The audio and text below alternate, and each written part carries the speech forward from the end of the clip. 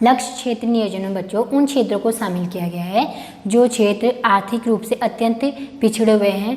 अतः उन क्षेत्रों में जो नियोजन प्रक्रम है वहाँ विशेष ध्यान देना चाहिए, जिससे क्या हो वो और अधिक विकसित हो। क्योंकि क्या होता है, कोई भी राज्य या कोई भी क्षेत्र जो है वहाँ का जो आर्थिक विकास जो है उसके संसाधनों पर आधारित होता है। लेकिन कभी कभी कुछ क्षेत्र जो है या कुछ देश जो है वहाँ ऐसा भी देखने को मिलता है हमें, संसाधनों के भरपूर मात्रा होने पर भी वो क्षेत्र क्या हो जाते हैं, आर्थिक विकास की दृष्टि में पीछे रह जाते हैं। वो कैसे? क्योंकि क्या है, संसाधन के होते हुए उनका यूज़ कैसे करना है, उनको यूज़ करने की जो टेक्निक होती है वो उन क्षेत्रों में नहीं रहती है। तो उसी को ध्यान में रखते हुए हमारे भारत में जो पर्वतीय क्षेत्र विकास कार्यक्रम और सूखा समावेशी क्षेत्र विकास कार्यक्रम, इन दोनों विकास कार्यक्रम को चलाया गया। अब जो पर्वतीय क्षेत्र विकास कार्यक्रम है ये 5वीं पंचवर्षीय योजना में ही चलाया गया था। अब इसमें क्या किया गया था, प्रमुख रूप से पहाड़ी क्षेत्रों को ही सम्मिलित किया गया था। जैसे इसमें उत्तराखंड के पर्वतीय जिले, असम की उत्तरी पहाड़ियों और पश्चिम बंगाल का दार्जिलिंग पहाड़िया जो जिला है वहाँ क्षेत्र और तमिलनाडु के कुछ पहाड़ी जिले लिए गए थे। कुल मिलाकर इसमें 15 जिले शामिल किए गए थे। किसमें? पर्वतीय क्षेत्र विकास कार्यक्रम में। 1981 में पिछड़े क्षेत्रों पर राष्ट्रीय समिति ने, किसने? राष्ट्रीय समिति ने उन सभी जिलों को या पर्वतीय क्षेत्रों को शामिल करने की सिफारिश की गई थी जिनकी ऊंचाई क्या 600 मीटर से अधिक हो। जिन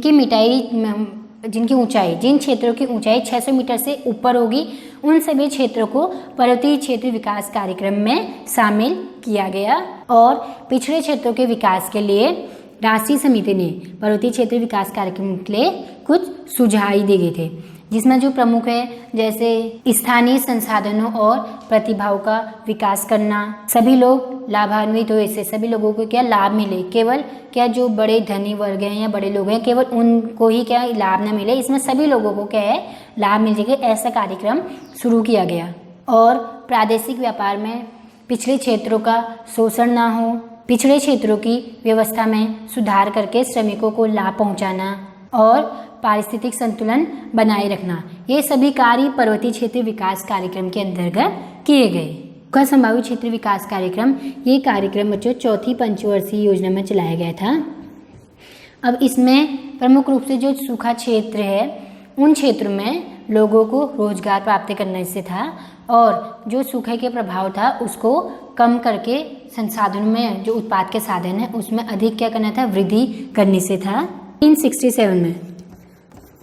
1967 में योजना आयोग ने देश में जो है बच्चों 67 जिले ऐसे जिलों की पहचान की गई जो क्या हैं सूखा संभावित क्षेत्र विकास कार्यक्रम के अंतर्गत लिए गए। मतलब ये 67 जिले जो थे ये क्या कहें सूखे की मार झेल रहे थे, अतः इन जिलों को सूखा संभावित क्षेत्र विकास कार्यक्रम में शामिल किया गया। 1972 में सिंचाई आयोग ने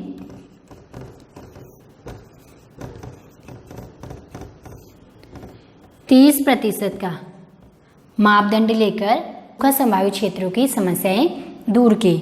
अब जो हमारे भारत में प्रमुख जो राज्य सूखा संभावित क्षेत्र में जिन राज्यों के जिले लगे थे उनमें जो प्रमुख राज्य हैं उनमें है राजस्थान, गुजरात, पश्चिमी मध्य प्रदेश, महाराष्ट्र के मराठवाड़ा क्षेत्र, आंध्र प्रदेश के रॉयल और तेलंगाना पठार व तमिलनाडु की उच्च भूमि तक फैले हुए हैं।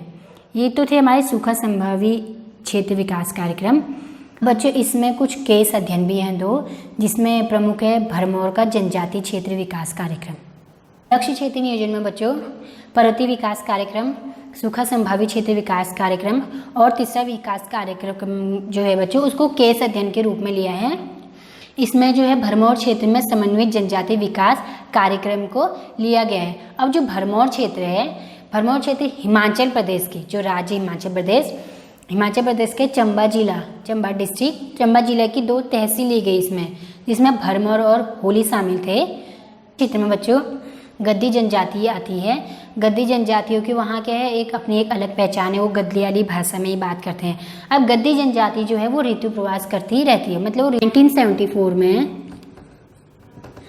5वीं पंचवर्षीय योजनाओं के अंतर्गत क्या किया गया था, जनजाति उपयोजना शुरू की गई थी। इसमें हिमाचल प्रदेश के जो 5 क्षेत्र हैं उनमें से जो भरमौर क्षेत्र है उसको समन्वित जनजाति विकास कार्यक्रम की परियोजना का दर्जा मिला। अब इसमें क्या कहता है, भरमौर क्षेत्र के विकास के लिए अनेकों योजनाएं बनाई गई थी।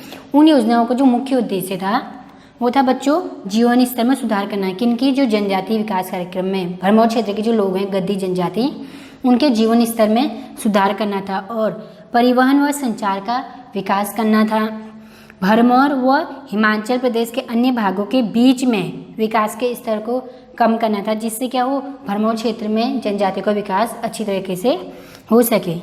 और उसके बाद कृषि व इससे संबंधित कृषि से संबंधित क्रियाओं तथा सामाजिक व सामुदायिक सेवाओं के विकास को सर्वाधिक प्राथमिकता दी गई। किन क्षेत्रों में, भरमौर क्षेत्र में। अब उसके इतने उद्देश्य बनाए थे, इन उद्देश्य के आधार पर हमें फिर जो लाभ प्राप्त हुए उनमें जो हमें देखने को मिले, भरमौर क्षेत्र की जो जनजाति है वहाँ की साक्षरता दर में तेजी से वृद्धि हुई जनजातियों की, और लिंगानुपात में सुधार देखने को भी मिला हमें वहाँ। बाल विवाह में कमी भी हमें जनजाति क्षेत्र में देखने को मिला। पहले क्या होता था, कम एज में ही क्या करते थे वहाँ जनजाति लोग शादी कर देते बच्चों की। अब उसके बाद बाल विवाह में कमी देखने को मिली। स्त्री साक्षरता दर में भी बढ़ोतरी, शिक्षा का स्तर भी ऊंचा हुआ। उसके बाद नकली फसलों की खेती में भी वृद्धि देखने को मिली। अतः हम कह सकते हैं कि भरमौर क्षेत्र में जो जनजाति विकास क्रम शुरू किया गया था वो लाभदायक सिद्ध हुआ। देखते हैं बच्चों सतत पोषणीय विकास।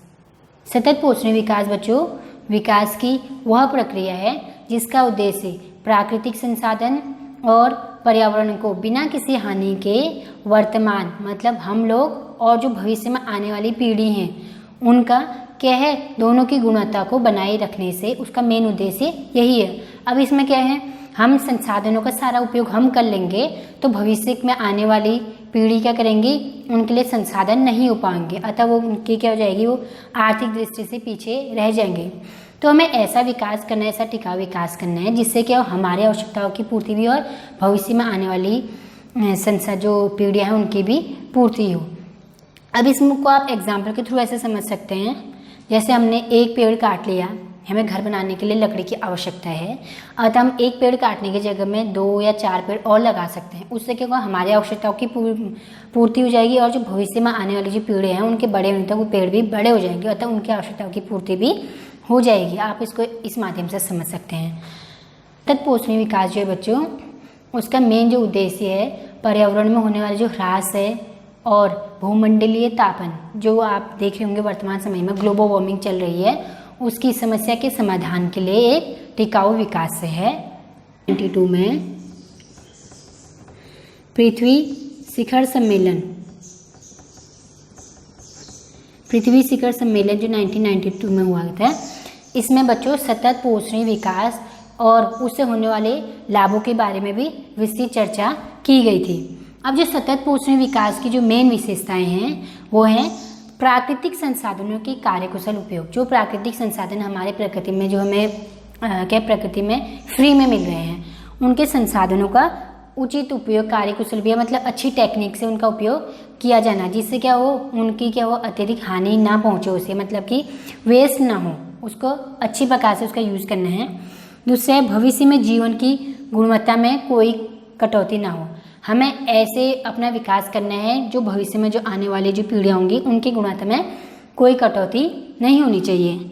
जीवन स्तर को ऊपर उठाना, वर्तमान समय में जो पीढ़ियाँ उनके जीवन स्तर को भी ऊपर उठाना, पर्यावरण को स्वच्छ बनाने में भी सहायता करना है। पर्यावरण को भी मेन रूप से हमने देखना है कि उसको स्वच्छ बनाने में हमने सहायता भी करनी है, मेन मोटो वो भी है हमारा। और उसकी विशेषताएं सार्वजनिक जीवन में भाग लेने का अवसर प्राप्त करना। और सतत पोषणीय विकास में जो मेन जो ध्यान देने योग्य बिंदु हैं, अगर आप सतत पोषणीय विकास चाहते हैं, टिकाऊ विकास चाहते हैं, तो हमें कुछ प्रमुख बिंदु हैं जो ध्यान देने योग्य हैं। जो प्रमुख बिंदु हैं प्रमुख हैं उनमें से ग्रीन हाउस गैसों का उत्सर्जन, ये इसका प्रथम बिंदु है। जैव विविधता है, इसको भी बचाने से है। खतरनाक कूड़े करकट जो है उसके प्रबंधन से भी है। पारिस्थितिक सुरक्षा, पारिस्थितिकी भी क्या करनी है, बनाए रखनी है। और उद्योगों से निकलने वाले जो कूड़ा करकट है उसके भी उचित प्रबंधन से है। अगर हमने ये सब बिंदु जो इनको ध्यान में रख दिया तो हमें क्या होगा, सतत विकास जो टिकाऊ विकास है वो हमारा सुचारू रूप से चलेगा भी और हमारे जीवन स्तर में क्या होगा, सुधार भी आएगा। अतः बच्चों जो सतत पोषणीय विकास है इसमें केस अध्ययन भी सम्मिलित किया गया था जो इंदिरा गांधी नहर के रूप में है। इसके बाद मैं आपको वही समझाती हूँ, इंदिरा गांधी नहर। पोषणीय विकास में बच्चों जो केस अध्ययन लिया गया था वो इंदिरा गांधी नहर का लिया गया था। इंदिरा गांधी नहर जो है बच्चों, इससे पहले राजस्थान नहर के नाम से जाना जाता था। यह भारत के जो प्रमुख बड़े नहर तंत्र हैं उनमें से एक नहर हमारी इंदिरा गांधी नहर भी है। 1948 में कंवर सेन द्वारा संकल्पित ये परियोजना थी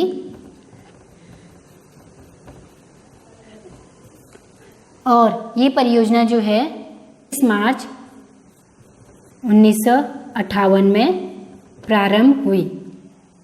पंजाब के हरिके बांध से निकलती है और राजस्थान के जो थारका मरुस्थल है वहाँ से होते हुए पाकिस्तान की जो सीमा के उसके समांतर 40 किलोमीटर तक क्या होती है, बहती रहती है।